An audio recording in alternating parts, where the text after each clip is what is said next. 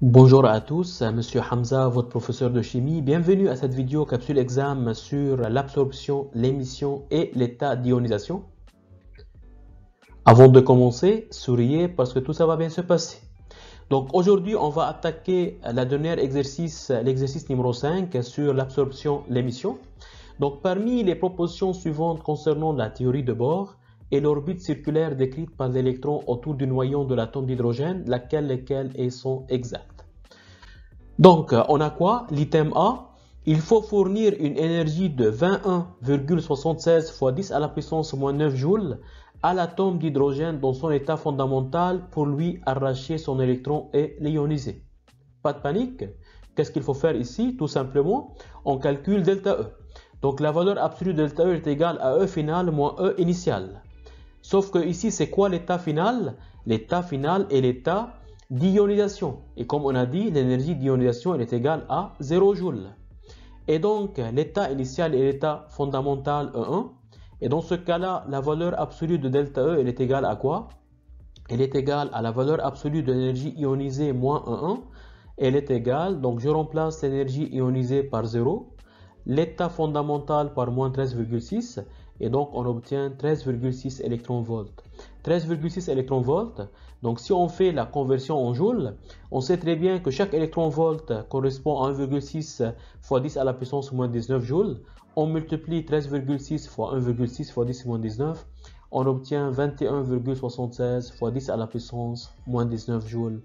Et donc l'item A est vrai. Item B, la valeur de l'énergie de niveau 5 et E5 elle est égale à 0,85 électronvolts. Donc c'est trop simple, qu'est-ce qu'il faut faire?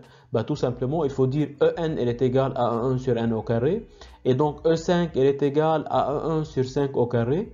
E1 on va le remplacer par moins 13,6. Divisé 5 au carré, donc 25. On obtient moins 0,544. Et donc l'item B est faux.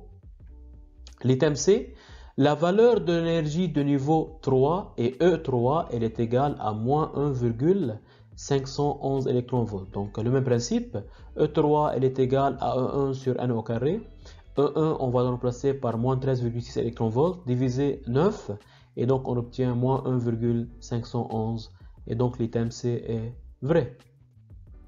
L'item D, la longueur d'onde de la radiation émise par l'atome d'hydrogène passant de niveau d'énergie n égale 5 au niveau d'énergie n égale à 3 est égale à 7,67 fois 10 à la puissance moins 6 mètres. Donc c'est trop simple.